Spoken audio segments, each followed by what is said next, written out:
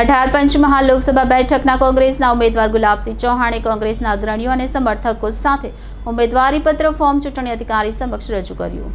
18 પંચમહાલ લોકસભાના કોંગ્રેસના ઉમેદવાર ગુલાબસિંહ ચૌહાણે પોતાના વતનમાં વહેલી સવારે પૂજા અર્ચના કરી કુળદેવી વેરાઈ માતા અને મહાદેવના દર્શન કરી આશીર્વાદ મેળવીને સમર્થક અને કાર્યકર્તાઓ સાથે ગોધરા શહેરના વિશ્વકર્મા ચોક ખાતે આવી પહોંચ્યા હતા, જેમાં પંચમહાલ કોંગ્રેસના ઉમેદવાર ગુલાબસિંહ ચૌહાણના સમર્થનમાં વિમલ શાહ અને પંકજ પટેલ સહિત મહીસાગર અને પંચમહાલ જિલ્લાના સંગઠનના રાજકીય હોદ્દેદાર અને કાર્યકરો સાથે રેલી સ્વરૂપે કલેક્ટર કચેરી સુધી રોડ શો યોજી પંચમહાલ લોકસભા બેઠકના કોંગ્રેસના ઉમેદવાર ગુલાબસિંહ ચૌહાણે વિજય મુહૂર્તમાં પોતાનું ઉમેદવારી પત્ર ચૂંટણી અધિકારીને સુપરત કર્યું હતું।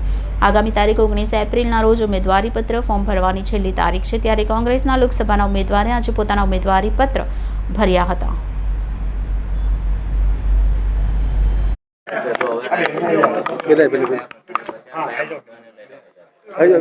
આજે ચૈત્રી દુર્ગાષ્ટમીના દિવસે અમે 18 પંચમહાલ લોકસભાનું કોંગ્રેસ પક્ષ તરફ અને આમ આદમી પાર્ટીના ગઠબંધનથી અમે આજે ફોર્મ ભર્યું છે।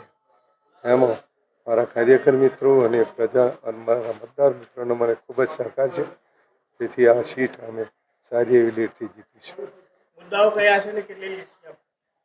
આજે આખા દેશમાં મોંઘવારીનો પ્રશ્ન, બેરોજગારીનો પ્રશ્ન, આરોગ્યનો પ્રશ્ન, મહિલાઓના અત્યાચારનો પ્રશ્ન, પલાસીનોનો અમારા ડમ્પિંગનો પ્રશ્ન, શિક્ષણના પ્રશ્નો, સિંચાઈના પ્રશ્નો અને આદિવાસી દાખલાઓના પણ પ્રશ્નો, અમે તમામ પ્રશ્નોને સાથે રાખી પ્રજા વચ્ચે જઈ અને પ્રજાના વોટને આગળ કરીશું।